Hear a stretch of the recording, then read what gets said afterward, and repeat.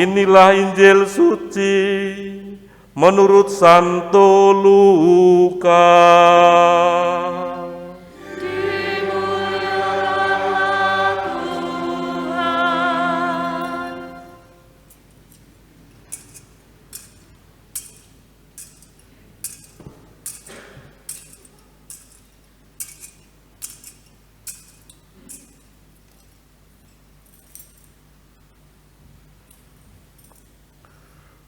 Sekali peristiwa, Yesus berbicara kepada orang banyak tentang kerajaan Allah, dan ia menyembuhkan orang-orang yang memerlukan penyembuhan.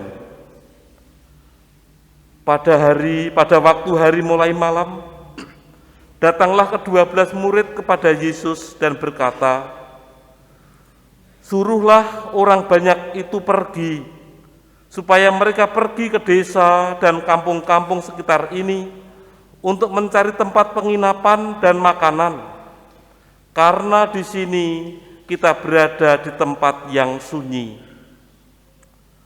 Tetapi Yesus berkata kepada mereka, "Kamu harus memberi mereka makan."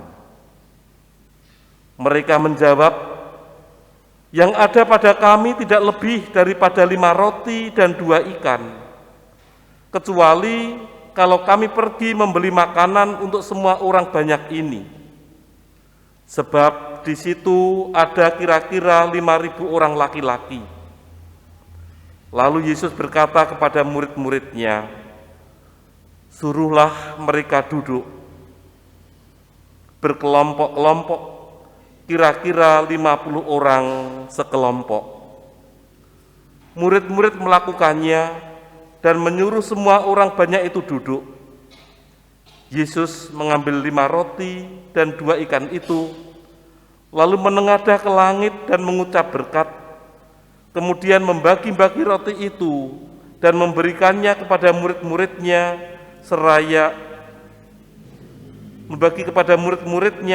supaya dibagi-bagikannya kepada orang banyak. Dan mereka semuanya makan sampai kenyang. Kemudian dikumpulkan potongan-potongan roti yang sisa sebanyak 12 bakul. Demikianlah sabda Tuhan. Terpujilah Kristus.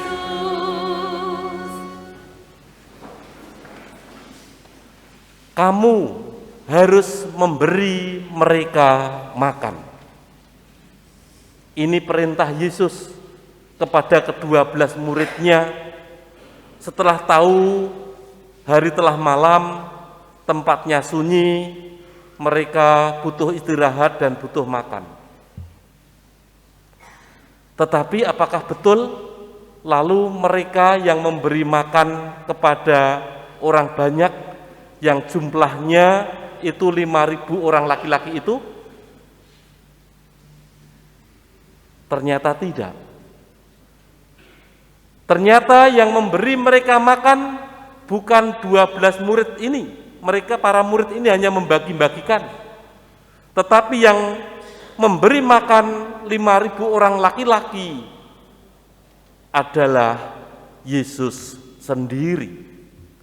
Yesus yang akhirnya menggandakan 5 roti dan 2 ikan itu sehingga mereka makan sampai kenyang, bahkan sisa 12 bakul. Apakah Yesus tetap memberi makan kepada kita di zaman ini? Jawabnya jelas iya. Sampai sekarang ini kita masih diberi makan oleh Yesus lewat apa? Lewat tubuh dan darahnya. Yesus memberikan dirinya, memberikan tubuhnya menjadi makanan bagi kita semua, memberikan darahnya untuk menjadi minuman bagi kita semua, dan itu terjadi dalam perayaan syukur Ekaristi.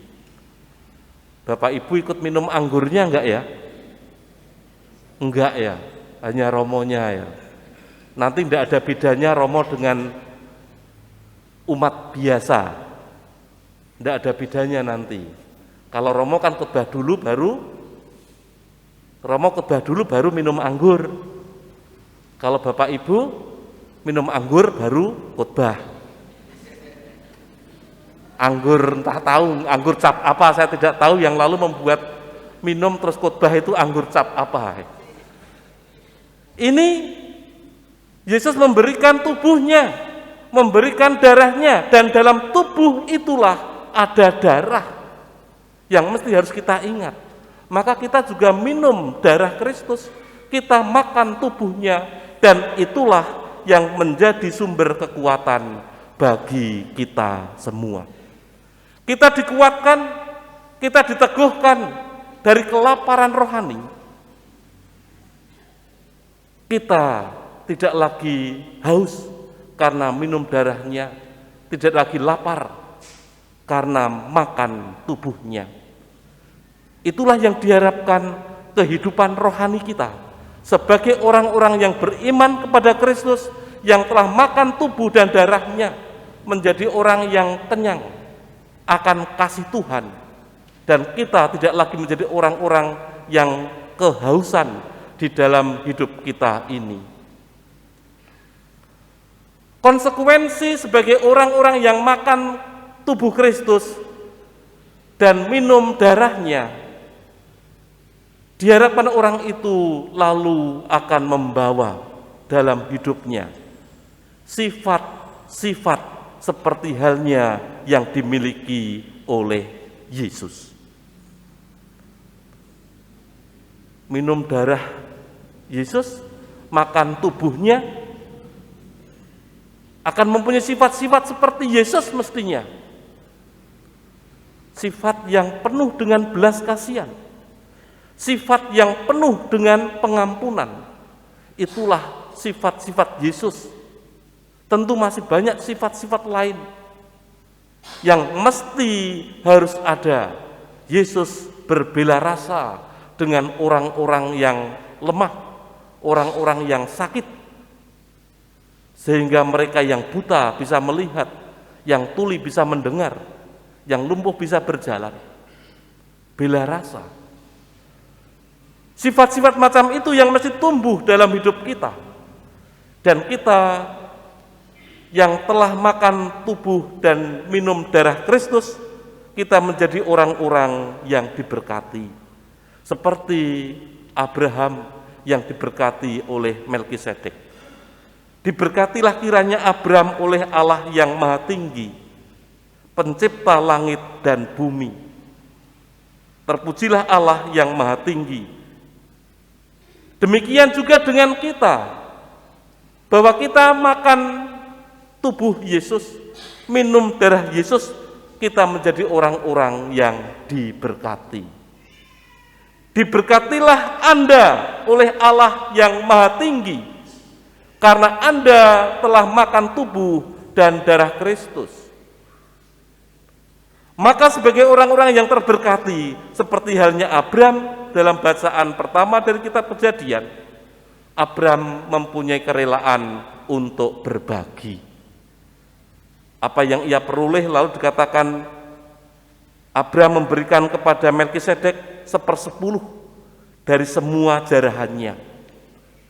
Maka konsekuensi sebagai orang yang telah menerima makan tubuh Kristus, minum darahnya, kita menjadi orang-orang yang diberkati. Tetapi berkat itu tidak untuk diri kita sendiri. Berkat itu mesti harus kita bagikan kepada orang-orang yang sungguh-sungguh membutuhkan.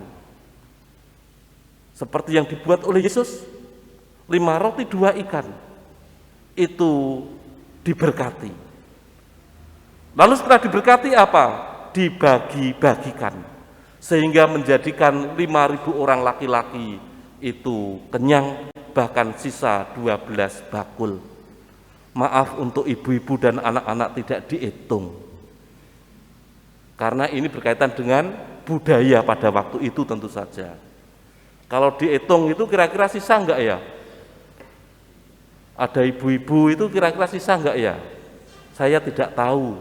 Karena biasanya ibu-ibu itu bawa tas kresek biasanya. Nek bawa tas kresek mbok menawa tidak sisa 12 bakul itu ya. Tetapi lalu mereka ini menjadi kenyang, diberkati, dibagi-bagi. Demikian juga dengan diri kita, orang beriman, kita pun menjadi orang-orang yang diberkati. Dengan tubuh dan darah Yesus yang kita santap dan kita minum, kita menjadi orang-orang yang diberkati. Tetapi tidak berhenti berkat itu hanya diceketem untuk dirinya sendiri. Berkat itu mesti harus kita bagikan kepada orang-orang yang ada di sekitar kita. Kemarin saya ketemu dengan tim peduli pendidikan KVKPAN Yogyakarta Timur. Rasanya sakit kalau melihat data umat ataupun sekolah-sekolah yang ada di KVKPAN Yogyakarta Timur. Itu baru KVKPAN Yogyakarta Timur.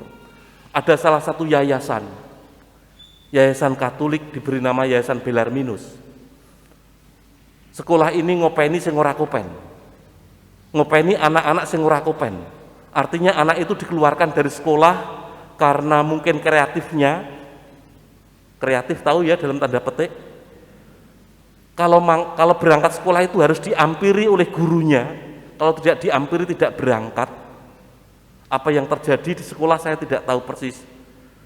Muridnya sangat-sangat terbatas. Gaji gurunya berapa? Kepala sekolah digaji 350.000 rupiah. Gurunya ada yang digaji 100.000 rupiah. Kuwi nek ana duwite. Karena anak-anaknya tidak bayar. Seringkali ada bantuan dari pemerintah. Ini identitas Katolik yang ngopeni bocah-bocah sing ora kopen, tetapi dengan imbalan yang amat sangat minim. Ini baru salah satu potret kehidupan pendidikan. Maka kalau lalu ada gerakan peduli pendidikan, 2.000 rupiah setiap bulan, yang dicanangkan oleh Bapak Uskup Agung Semarang dalam surat gembala pada Hari Pendidikan Nasional kemarin. Coba untuk kita tanggapi. Kita diajak untuk menjadi orang-orang yang militan dalam hidup kita ini sebagai orang-orang Katolik. 2.000 rupiah per bulan setiap kepala. Abot po enteng ya? Berat atau ringan ya? Sak parkiran nih, Bapak Ibu sehari parkir berapa kali ya? Parkir itu hanya 2.000. Nah kalau lalu kita juga mengumpulkan dari uang yang receh itu, kalau dikumpulkan ada 76.000 umat Katolik di KVKPAN Yogyakarta Timur, receh itu nanti bisa menjadi keceh, kata Bapak Uskup. Karena apa? Karena kerelaan untuk berbagi itu.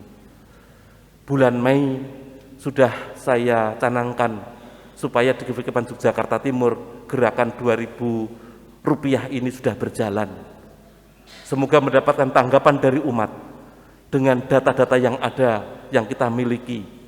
Tidak hanya di Yayasan Belarminus, di SD Kanisius Pondok sama kekurangan murid.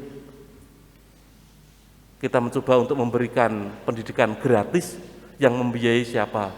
Yang membiayai adalah kita semua. Dengan gerakan 2.000 rupiah per bulan, tidak per hari, per bulan. Semoga gerakan ini gayung bersambut, sehingga kita orang-orang yang terberkati adalah orang-orang yang siap untuk berbagi.